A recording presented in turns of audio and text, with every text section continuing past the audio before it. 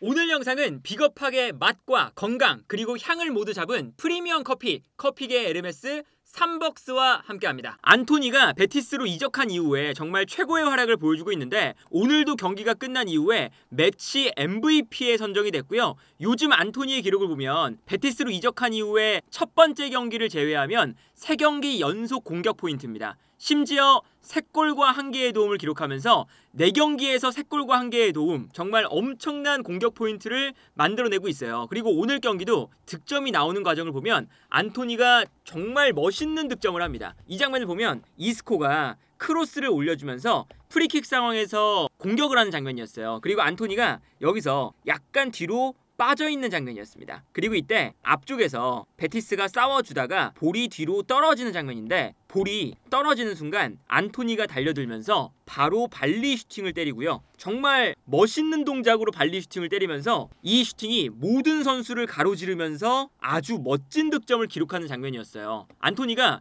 이런 장면을 사실 맨유에서는 정말 단 한 번도 만들어내지 못했었는데 맨유를 떠나자마자 베티스에서 바로 이런 모습을 보여주다 보니까 이것은 이제 안토니가 맨유에서 얼마나 안토니를 제대로 쓰지 못하고 안토니도 맨유에서 제대로 된 동기부여를 가지지 못했다는 것을 의미하는 건데 맨유에서 안토니가 96경기에서 12골과 5개의 도움입니다. 그런데 이번 시즌 베티스에서 4경기 만에 3골과 1개의 도움, 벌써 맨유 커리어 내내에서의 공격 포인트 중에 4분의 1가량을 만들어냈어요. 그리고 기본적으로 전술적으로도 베티스가 안토니에 대한 움직임을 잘 맞춰주는 것도 있거든요. 어떤 게 있냐면 안토니가 기본적으로 오른쪽 측면에 배치가 되고 있는데 중앙에는 이스코가 배치가 됩니다. 그러니까 안토니 같은 경우에는 기본적으로 본인이 볼을 가지고 직접 볼을 전개하거나 드리블을 할 때 본인이 상대 수비수를 벗겨내고 1대1 드리블해서 완벽하게 수비를 제껴내는 이런 장면이 많이 나오진 않아요. 스피드가 약간 느린 편에 속하고 주력 자체가 그렇게 빠르지 않은 편에 속하고 그리고 이 선수의 몸싸움 자체가 그렇게 강하지 않다 보니까 안토니의 장점은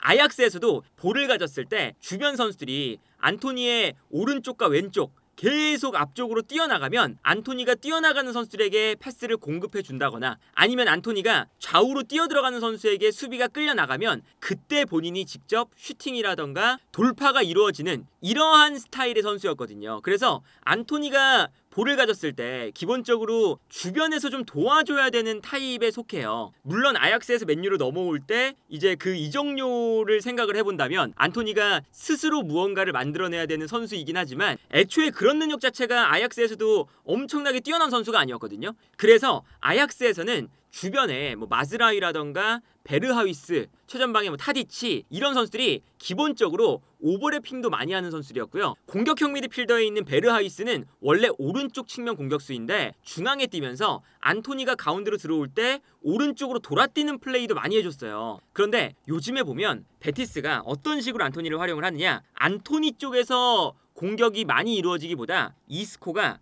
왼쪽으로 나오면서 왼쪽에서 공격이 많이 이루어집니다. 아무래도 베티스의 에이스는 이스코잖아요. 그러면 이스코가 볼을 잡을 때 수비가 이스코 쪽으로 쏠리는 순간 안토니에게 넓은 공간이 일단 나는 거죠. 그리고 여기서 방향 전환이 됩니다. 그리고 이때 안토니가 방향 전환 패스를 받는 동시에 접고 들어올 때 순간적으로 뒤에 있는 사발리라던가 오르티스가 공격적으로 올라와요. 그러면 수비가 안토니를 따라가면 가운데로 패스가 들어가고 아니면 올라오는 풀백을 따라서 측면으로 나가면 안토니가 접고 들어와서 슈팅을 기록하거나 아니면 뛰어들어가는 선수에게 패스를 뿌려주는 이런 방식이 나오고 있거든요. 상황에 따라서는 풀백이 올라오지 못할 때 오른쪽 중앙 미드필드에 있는 로셀소가 아무래도 측면에서 뛸 수가 있는 선수다 보니까 오른쪽으로 돌아뛴다거나 아니면 중앙으로 움직여주면서 수비를 끌어당겨주는, 그러면서 안토니가 직접적으로 뭔가 수비와 부딪히기보다 안토니가 주변 선수들이 뛰어나갈 때 그 공간을 활용해서 영리한 플레이를 할 수 있도록 기본적으로 압박을 분산시키는 플레이를 하거든요. 그래서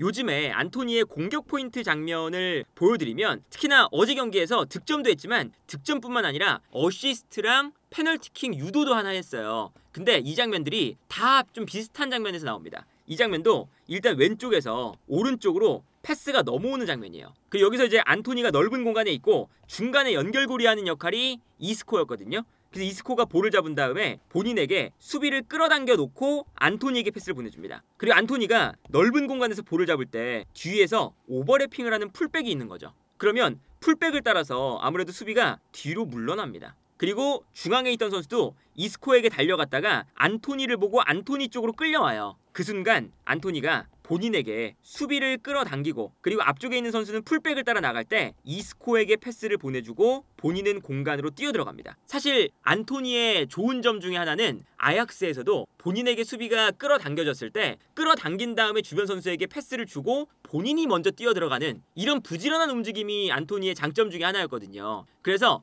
이 장면도 보면 이스코라는 확실한 에이스가 있으니까 이스코에게 주고 뛰어들어가고 이때 이스코가 뛰어들어가는 안토니에게 패스를 보내주는 거죠. 그리고 특히나 풀백이 올라오니까 수비가 순간적으로 풀백을 신경 쓰게 되면서 안토니가 패스를 주고 뛰어들어갈 때 순간적으로 안토니를 놓쳤어요. 그래서 이 다음 장면을 보면 안토니가 뛰어들어갈 때 이스코가 안토니에게 패스를 받아서 2대1 패스를 넣어주는 걸 볼 수가 있고 그 순간 상대의 왼쪽 풀백은 순간적으로 측면으로 끌려가다가 안토니를 따라잡는데 약간 늦었어요. 그러다 보니까 결국에는 안토니를 붙잡으면서 안토니가 여기서 페널티킥을 얻어내는 장면을 볼 수가 있었습니다. 이런 장면도 그렇고 이 장면도 보시면요. 이 장면은 이스코가 왼쪽으로 와 있어요. 그러다 보니까 베티스의 선수들이 왼쪽에 쏠려 있죠. 그리고 그 순간 오른쪽 공간이 넓게 나고 있습니다. 오른쪽 공간에는 사발리가 오버래핑을 올라오고 있고 그리고 안토니가 있거든요. 근데 여기서 반대편으로 방향 전환을 하는 순간 기본적으로 넓은 공간에서 안토니가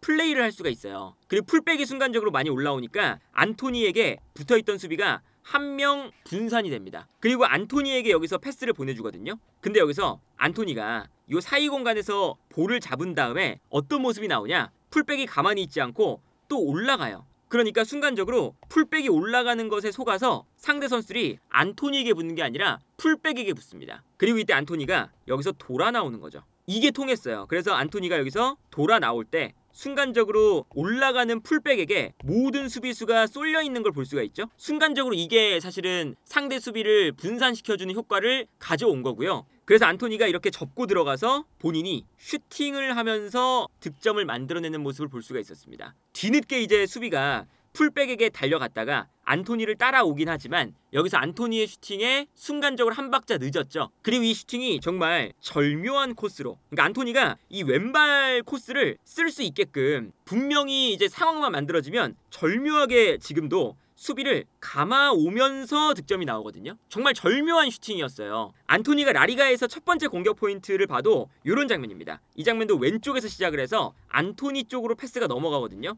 근데 이번에는 안토니가 직접 볼을 받는 게 아니라 안토니가 가운데로 들어갑니다. 그러면서 가운데로 들어가면서 오히려 본인의 뒷공간에 공간을 만들어줘요. 그래서 이 다음 장면을 보면 안토니가 가운데로 들어가고 있고 안토니가 만들어준 공간에서 베티스가 공격을 하고 있죠. 그리고 그 순간 중간에서 볼을 받는 선수가 이스코인데 이스코가 볼을 받자마자 뒷공간으로 뛰어나가는 선수가 있어요. 이 공간으로 일단은 패스가 들어가면서 상대 수비를 뒤로 물러나게끔 만듭니다. 그리고 이 패스가 측면에서 들어가면서 크로스가 올라오게 되는 거죠. 근데 수비가 워낙에 베티스 선수들이 앞쪽으로 뛰어나가면서 뒤로 물러나게끔 만드니까 안토니가 가운데로 들어왔을 때 순간적으로 공간이 생겨요. 그 다음에 이 크로스를 걷어냈는데 안토니에게 떨어졌어요. 그래서 수비가 뒤로 물러나다 보니까 안토니가 크로스를 걷어낸 것을 앞 공간에서 받게 됩니다. 근데 여기서도 안토니가 정말 침착했던 게 그냥 슈팅을 했으면 각도상 득점할 수 있는 찬스가 안 나왔어요. 근데 여기서 슈팅을 하기가 애매하니까 약간 몸을 돌리면서 왼발로 감아찰 수 있는 각도를 만듭니다. 그래서 이 다음 장면을 보면 안토니가 정말 침착하게 반대편을 바라보면서 감아 때리는 장면이 나와요.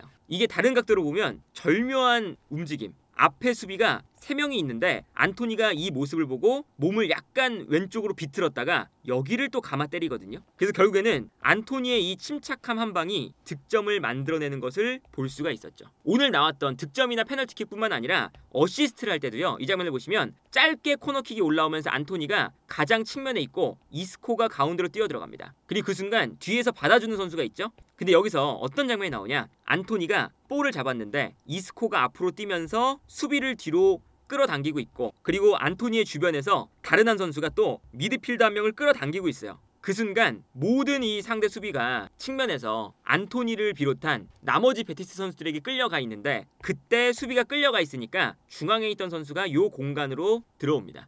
그러니까 안토니가 주변에서 선수들이 이렇게 좋은 공간으로 움직이면 찔러줄 수 있는 패스가 나온다는 거죠. 그리고 여기서 패스가 들어가면서 좋은 공간에서 베티스의 미드필더가 순간적으로 볼을 받을 수가 있었고요. 모든 선수가 지금 안토니에게 끌어당겨져 있는 걸 볼 수가 있죠. 그 다음에 여기서 패스를 받은 선수가 돌아서서 슈팅, 득점을 만들어내는 모습을 볼 수가 있었습니다. 그래서 이제 안토니가 어제 경기에서는 한 골과 한 개의 어시스트, 페널티킥 유도까지 했어요. 그런데 결국 아쉬운 건 안토니가 물론 이제 맨유에서는 못한 것도 있지만 안토니의 장점을 제대로 살리지 못하는 면도 맨유가 존재했거든요.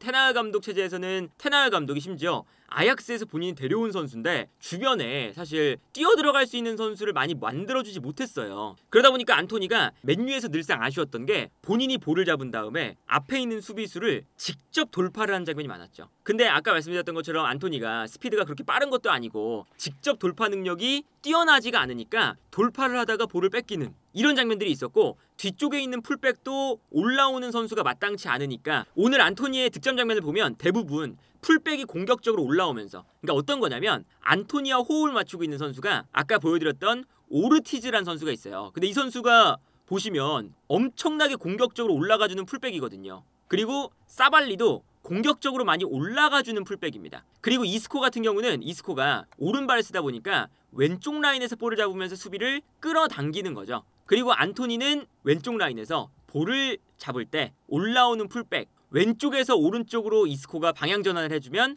풀백이 올라올 때 볼을 잡아서 직선적으로 움직이는 게 아니라 약간 가운데로 접고 들어와서 슈팅을 만든다. 요 포인트거든요. 그러니까 전반적으로 안토니를 이렇게 수비를 분산시켜주는 선수들이 옆에 있으면 그러면 더 잘 된다라는 것을 맨유가 충분히 고민하지 않고 안토니를 영입한 것이 아니냐. 그리고 맨유에서 그렇게 주변에 오버래핑을 통해서 공격수를 도와줄 선수가 없다면 안토니 같은 유형이 아니라 본인이 직접 마무리가 되는 드리블러를 영입하는 게 더 옳은 방향이었던 거죠. 이거는 뭐 산초의 문제도 마찬가지였어요. 산초도 사실은 안토니랑 좀 비슷한 과거든요. 볼을 잡았을 때 본인이 직접 돌파를 하는 유형이 아니라 주변 선수들을 활용해서 영리하게 끌어당긴 다음에 패스를 공급하는 혹은 드리블을 하는 이런 스타일인데, 그런 게 안 되니까 산초도 맨유에서의 활약이 매우 안 좋았던 거잖아요. 그리고 심지어 레시포드가 아스톤빌라로 임대를 간 이후에 지금 2경기째 나왔는데 아스톤빌라에서의 플레이가 맨유 때보다 훨씬 더 나아졌습니다. 이런 것들을 보면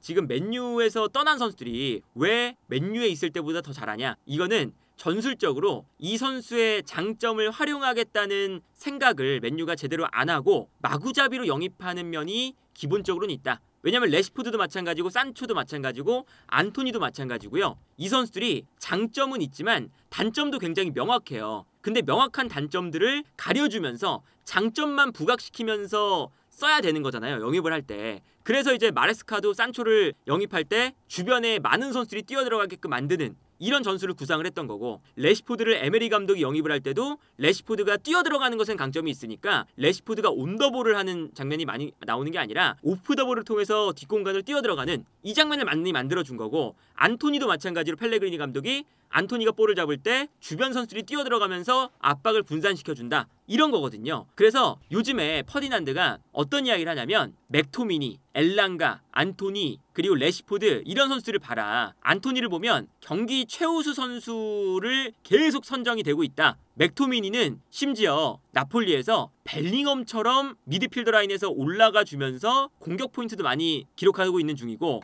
엘랑가는 노팅엄 포레스트에서 날아다니고 있다. 이런 것들은 일단은 족쇄가 풀렸기 때문이다. 역동적이고 새로운 선수처럼 보입니다. 지금 현재 맨유에서의 압박, 맨유라는 그 타이틀, 이런 것들이 가져오는 것들이 얼마나 지금 선수들에게도 부담감이 있었을 거고, 매주 맨유 선수들이 한 경기만 못해도 비판을 너무 많이 받고, 그러다 보니까 경기를 대하는 태도 자체도 좀 달라졌다, 이런 이야기를 했거든요. 근데 분명히 안토니도 지금 보면 베티스에서 부담감 없이 더 자신감 있게 플레이하는 모습이 보여지고 있어요. 전술적인 것뿐만 아니라. 그런 걸 생각을 하면 사실은 맨유에서 선수들의 장점도 활용을 못하고, 그리고 뭔가 팀 분위기 자체도 물론 맨유라는 이 타이틀 때문에 팬들과 여러 미디어의 관심이 너무 많이 쏠리기도 하지만 기본적으로는 팀 내에서도 동기부여를 주는 측면에 있어서 뭔가 문제가 생긴 것이 아니냐. 그래서 지금도 이제 맨유에 있는 선수들이 뭐 사실 지르크지나 이런 선수들은 이 선수가 가지고 있는 장점이 있거든요. 근데 이 선수가